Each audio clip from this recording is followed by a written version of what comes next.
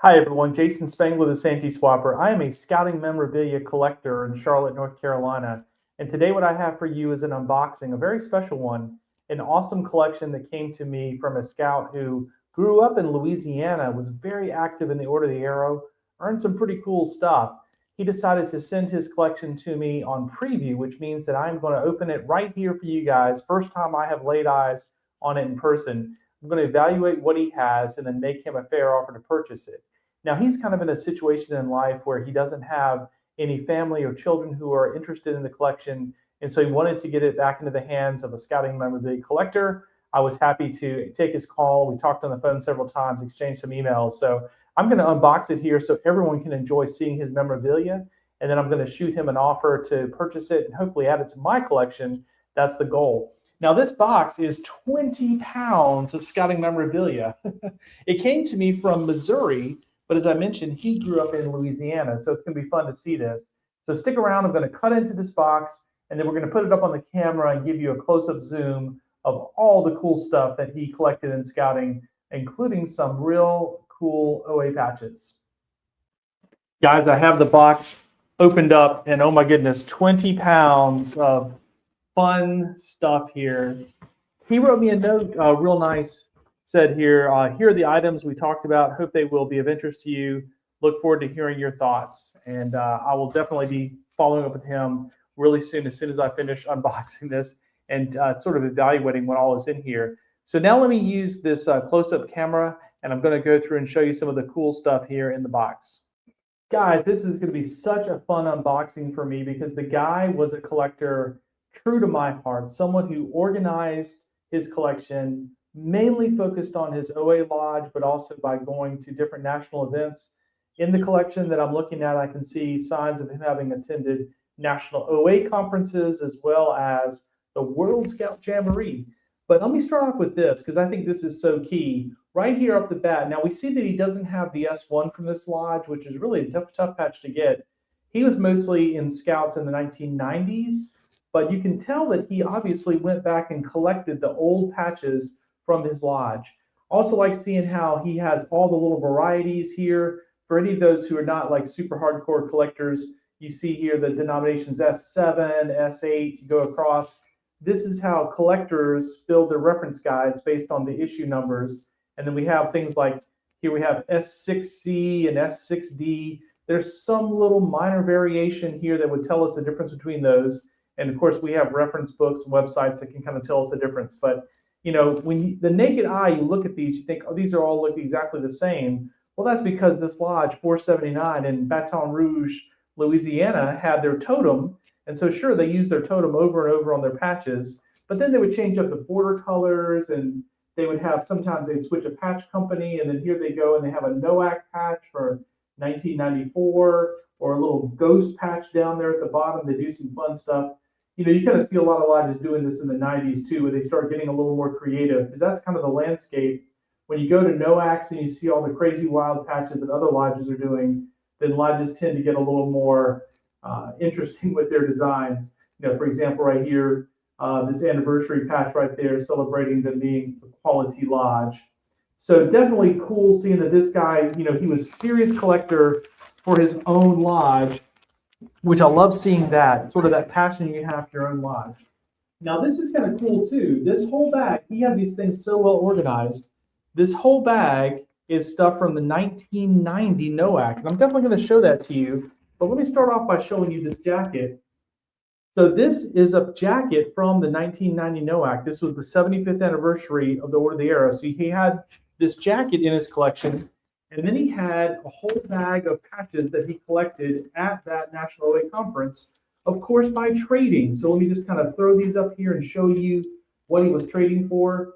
What you're going to see on a lot of these patches was lodges use the logo of that 75th anniversary. Again, you're going to see it over and over on these patches. And maybe that was what he was collecting at the 1990 NOAC. I confess that I actually did not attend the 1990 NOAC. I probably should have figured out how to do that. I was a very active lodge officer at the time, but I just didn't try to pull it off, didn't make that one. But here's a ton of patches from the 1990 NOAC. 75th anniversary of the Order of the Arrow. This is exactly the kind of collection you see of someone who did a lot of patch trading.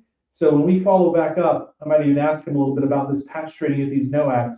It's so much fun to sit down in a blanket and meet people from all over the country. And the only thing you have to do is have extras of your patch. You set it out on a blanket or a towel or whatever you got. And then folks come up, they introduce themselves, you talk about what they have, what they might be interested in, and then you offer to swap one of your flaps for one of theirs or council strips or whatever patches you're trading at that time. So this is just the classic patch trading. And as I keep piling these patches on there, you can see that he definitely caught the patch bug at the 1990 NOAC. I mean, goodness gracious, he traded for probably 50, 60 flaps. I really have not been counting them as I've been throwing them up here for you guys to see. But so many of them are so beautiful, I wanted to just be able to share all of them with you because I think this is a cool thing for scouts to see. You know, this coming summer, we have a National Scout Jamboree coming up that is going to be in Virginia.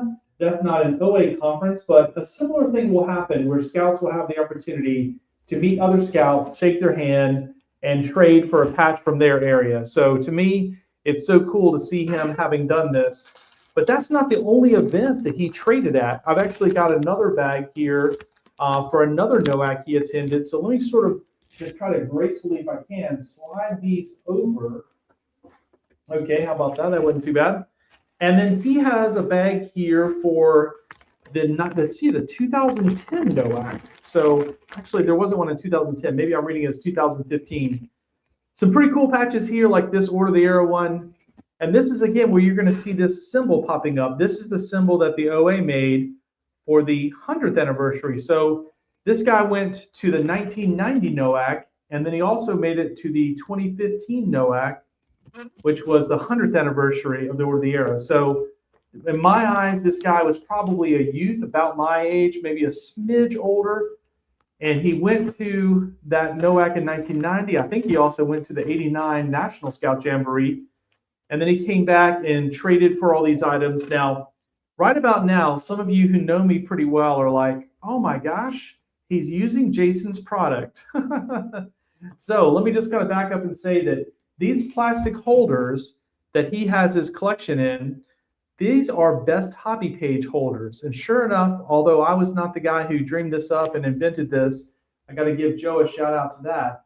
But more than 5 years ago, I bought the company from Joe, and now I'm the exclusive person selling best hobby pages. So we have this product. These are polypropylene archival sleeves here. And what you can see is it's basically a little holder for your collection. You have information here. You can mark down the issue number, the catalog, price, value, whatever. And then you can slide yours in. Now, his are not stored in pages. He just has them loose.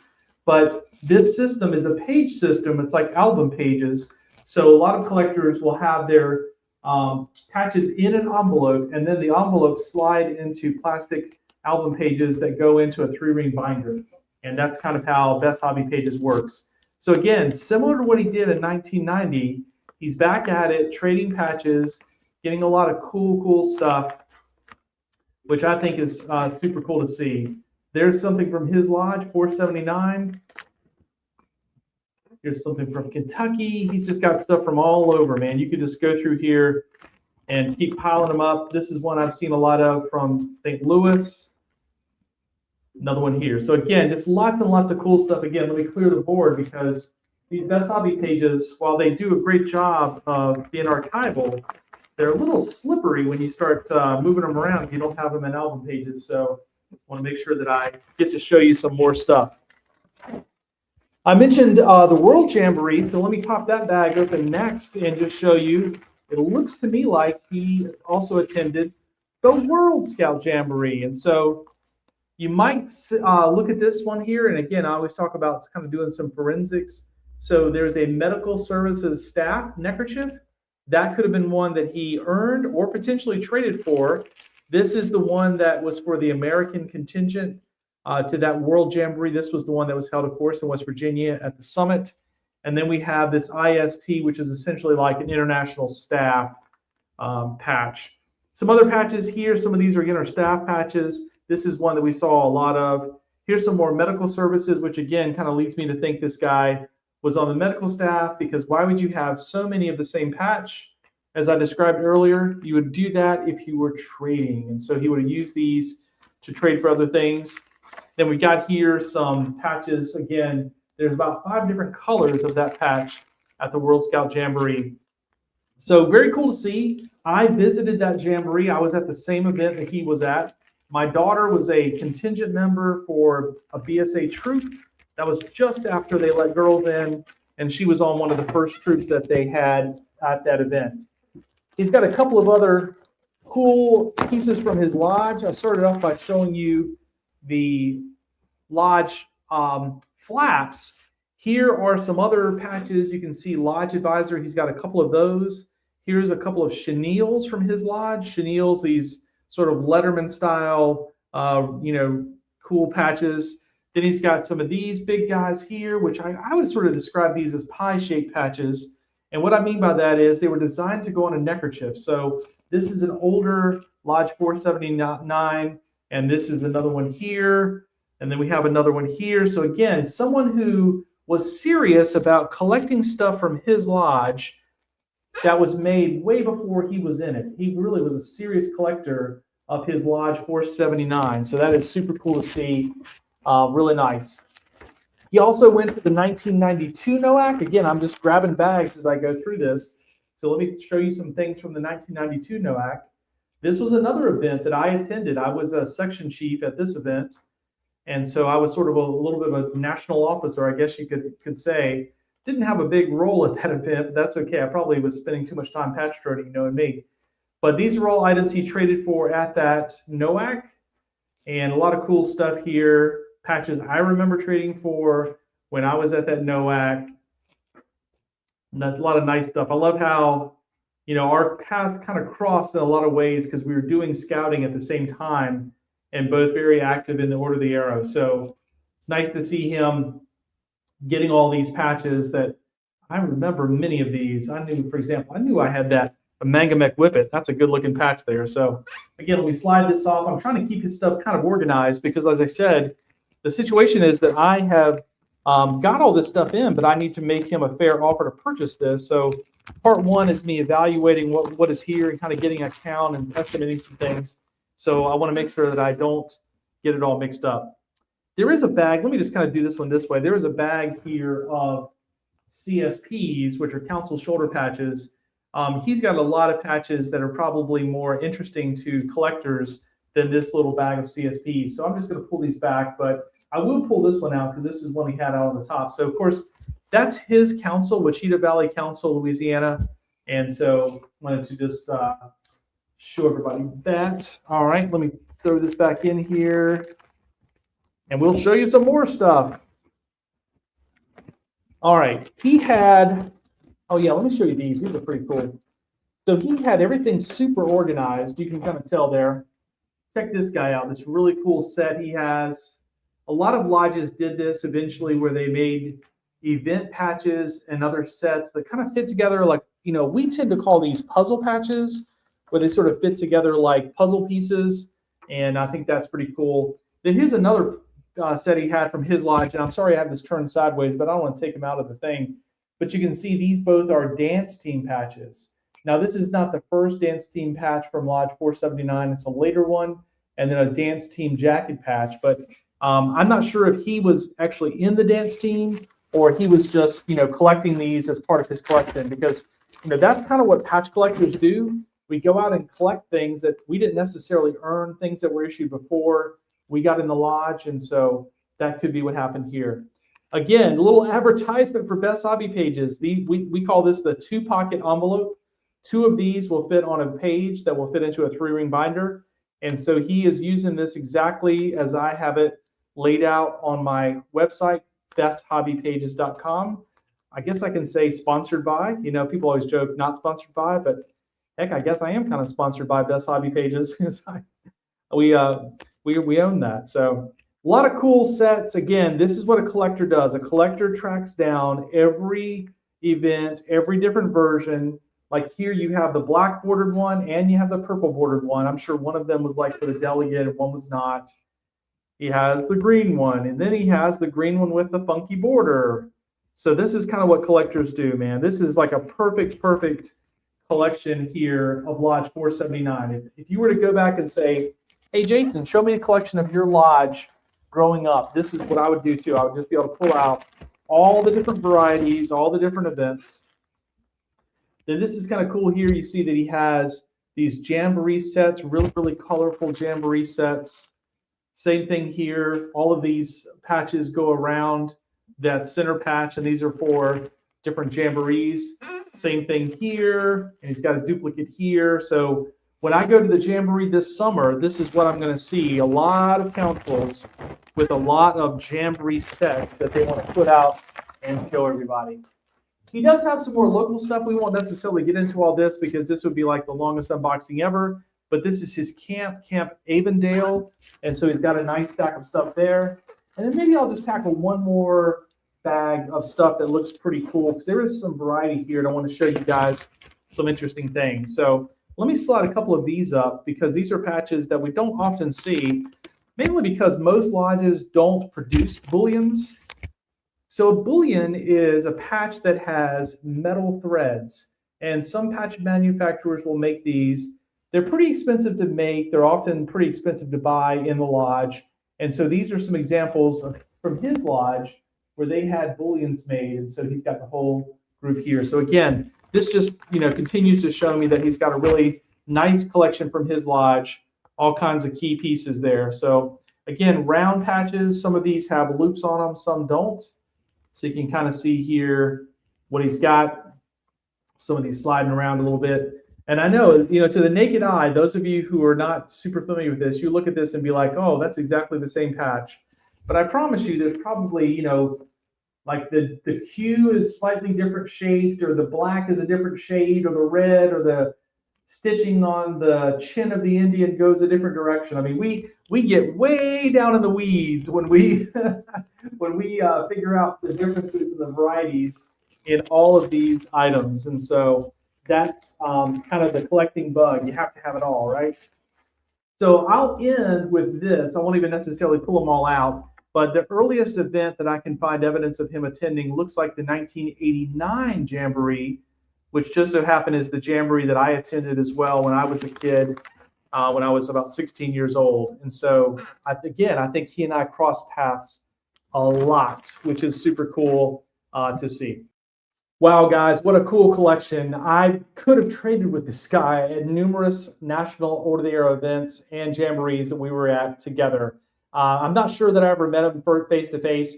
When I talked to him about making an offer, I'll have to ask him a little bit more about doing all this patch trading, because it looks like back in the day, he was a serious collector. I mean, gosh, when we went to the 1990 NOAC, he must have collected 50 or 60 different flaps from all over the country. So this is a wonderful collection for me to get. I just need to make sure that I take care of him, make sure he's happy, and we'll just talk on the phone probably and work out what that number is going to be. This is kind of what I love to do, getting a collection where somebody, looks like the last thing in this collection may be 2019. So he's had some kind of distance from his time in scouting. And as I said before, there might be a situation where there's not anyone in his immediate family that's real interested in this. And I talk to people who are downsizing. I talk to people who are moving. I just literally, true story, I just talked to a guy a couple days ago on the phone, and he is moving to Panama. And I was like, what, are you like you moving to like a beach in Panama? He's like, exactly. I'm retiring. I'm going to the beach. I'm going to live the rest of my life on a beach in Panama. I was like, wow, that sounds pretty good. Maybe I want to do that. So these are the kind of situations, so the guy in Panama, not to jump ahead and get away from this great collection. But again, he's going to share some pictures with me, because he said he's basically got to sell everything. He's got to get rid of everything and, pack it, basically get himself down to some suitcases to resettle his whole life in another country. But, good for him. I'm sure the son is, who wouldn't want to do that, right? So it sounds pretty good. All right, so Jason Spangler, the SanteeSwapper, you don't have to be moving to a foreign country where there are, lots of people sunning on the beach in bikinis in order to get inspired to sell your scouting memorabilia. But just in case you are, reach out to me. Go to my website, scoutpatchcollectors.com. There, I would love to talk to you about your collection and see if we can work something out so that I can get it recycled back into scouting. Appreciate you watching the video.